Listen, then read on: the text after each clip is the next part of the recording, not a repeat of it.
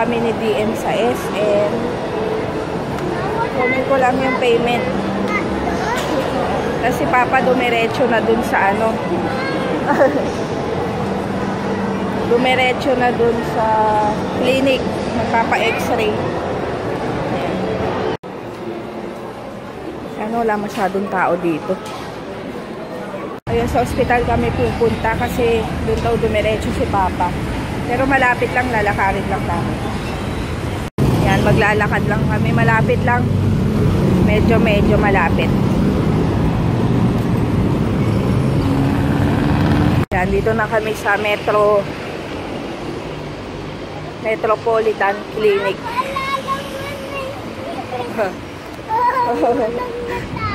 Yan, dito na kami sa Hospital DM, no? Halika dito. Kung may laboratory nila. Dito yata. Hanapin ko. Nandito na kami sa may ultrasound kay Papa. Radiology. Ganda nitong ospital na to, bago pa kasi. Malinis-linis. Kaso, parang hindi mo alam kung saan ka pupunta. Sabagay, hindi mo pa memorize. Hospital ka? Hindi. Wala na itong dati. Ay, wala na. Mama, Ano ba yun? Sana nating serious. Diba? Siyempre, nakakaano kung ano yung nasa tiyan ni Papa. Kasi hindi siya talaga nakakatulong, masakit. Kaya sana wala yun. PM. Ano maano sa gamot. Ayan tayo. Mama, may gift sa ilalim. Ha?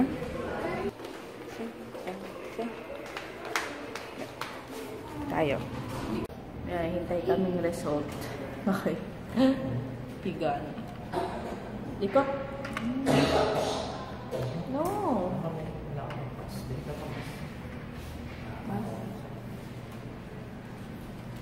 This?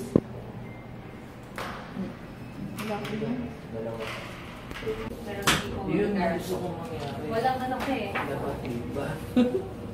Wala kang ano eh. Wala kang hangin dito. So baka nga rule out ako obstruction. Kaya kailangan naman. Okay? So na yun, no? Kailan to? Ayun po. At galing kayo Ikaw na susunod. Hindi. Kahapon, nagpa-check up ako sa sign mo tingin. Kasi, yung ano ko lang doon, kasi ileus nga. Ileus versus obstruction. Without tayo obstruction. Although sa edad mo, unlikely naman. Mukhang ileus na. Palabipitahin, papalabatibahin ka muna. Pero at the same time, kung okay sa'yo, mag-insert ako ng MGT dito. Para mabawasan yung hangin. Alangan namang outpatient lang yun. Di ba hindi pwede yun? Yun. So, admit talaga ako, mama. Hinahinala nyo na, no? Actually, mas ano ako nung sabi ko, di ba? Kasi pati hangin, hindi doon makalasot. So, talagang... Baka may Kasi, bara. di ba? Oo. Okay? Ayan na. Sige, Dok. DM, Papa.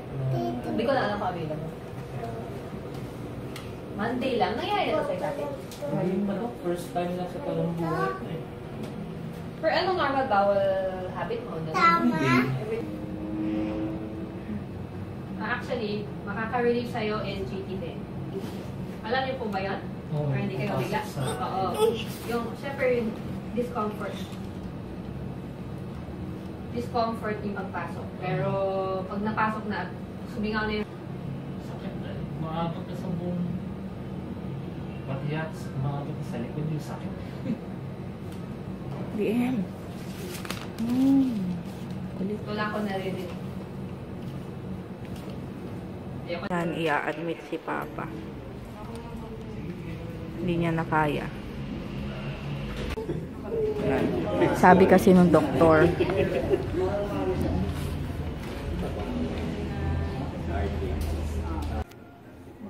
Bigla po nga kasi hindi po ata wala pa ako. Iba daw yung ano ko yung nasa kamay niya. Sa face pan. Sige ma'am, gawa ko na lang po. Yan, nandito kami sa ER. Si Papa nasa loob. Eh, hindi kami pwede sila pumasok kasi nga bawal bata. So, yun, i-admit na. Pangit. Anong gagawin?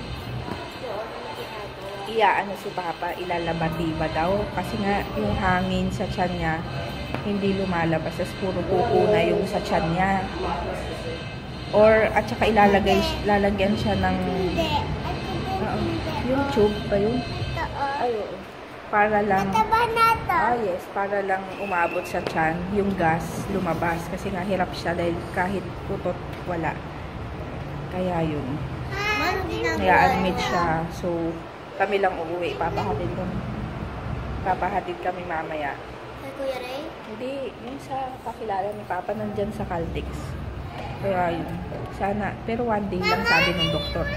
Mama. Ay, Mama, anong ginagawa? Di. Sisilipin ko muna. Yan na si Papa. Lalagyan ng ano sa ilong. Ano, nag-gym yata. Pinapasukan na siya ng tubo sa loob. Sa loob. Ngayon na? Kaya ayoko dun eh. Ayoko talaga sa mga gano'n. Natutulog siya? Hindi, gising. Hello. Ako dapat yata may bantay si Papa. Buong gabi. Kasi nga, paano siya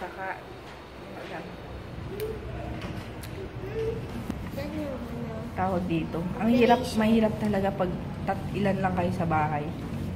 Siyempre, di ba kailangan may isa bantay. Tapos sa bata, hindi naman pwede bata dito. Dapat nga, pag na-admit, hindi pwedeng 7 years old pababa. Eh sabi ko, no choice, walang bantay. Kami lang yun sa bahay. Ayun, may clearance na kailangan pirmahan. Ayun. Lumabas ako kasi nga, nilalagyan siya ng ano sa ilong. Ayun. Papa yun.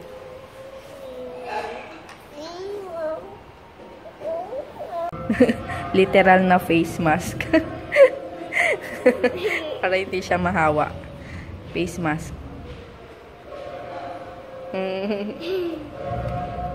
Inaanto ka na? Ayan na. Oh. Ayan si Papa. Dito. Tingin ka.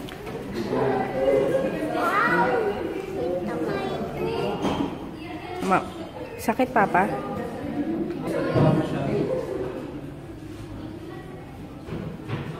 Ayun, bibili lang kami ng perla na sabon kay Papa. Kasi nga, ano to? Ilang... Ba't kong i-stop? Ay, naku. Anong oras na? 5:45 na. Maya-maya uwi na kami dahil nga. Kaso walang bantay si Papa. Paano kaya siya iihi? Ganun. Ay, ang hirap. Doon kami pupunta sa may 7-Eleven doon. So, bitbit ko itong dalawa kasi nga makulit kapag naiwan doon. Kaya dito kami bibili muna ng pagkain ni JJ. Huwag yan. Bigay mo na lang kay DM yung egg. Gusto mo yung egg? Ay, yung fish. Ayan, kumakain na sila para pag uwi ng bahay, tulog agad si JJ. Ay, hindi. May assignment ka pa pala. Uwi na kami. Magta-tricycle na lang kami. Lalakad kami hanggang SM. Kaming tatlo lang. Si Papa binilihan ko na dun saan. Ano ba ito? Parang akong kukunin ni Lord. Dito tayo.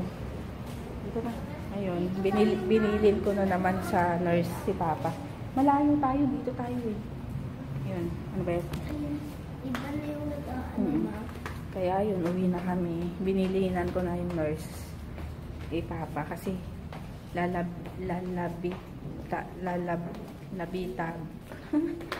labatiba siya. Ano ba yan?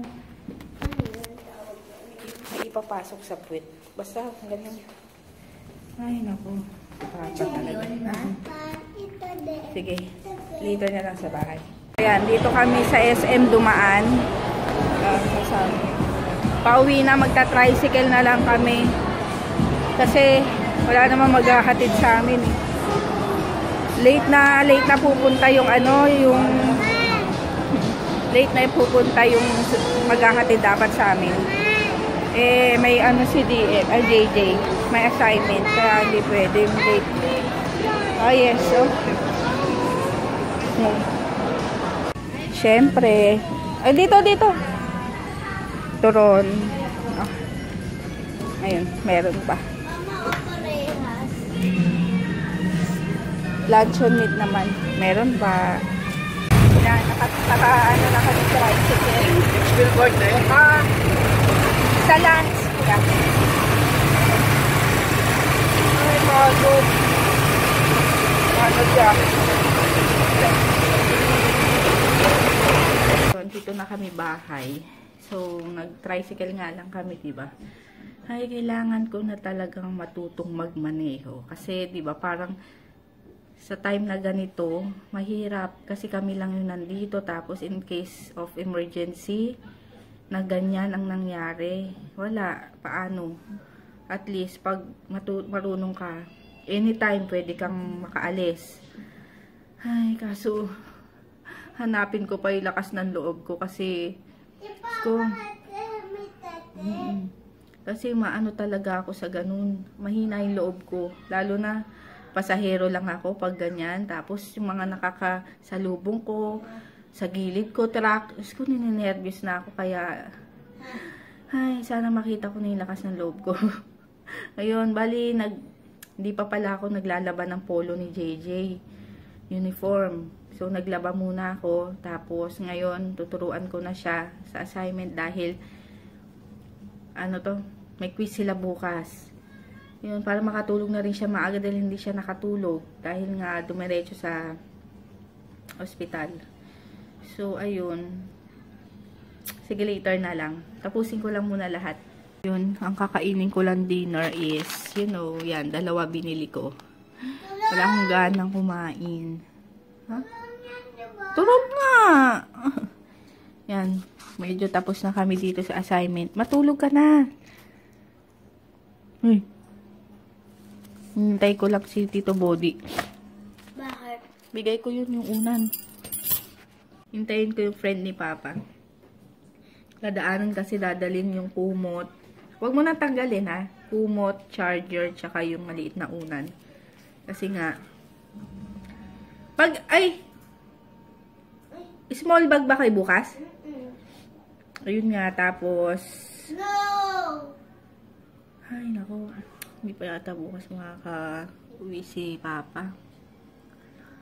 Ay nako. Nagulat kami dun sa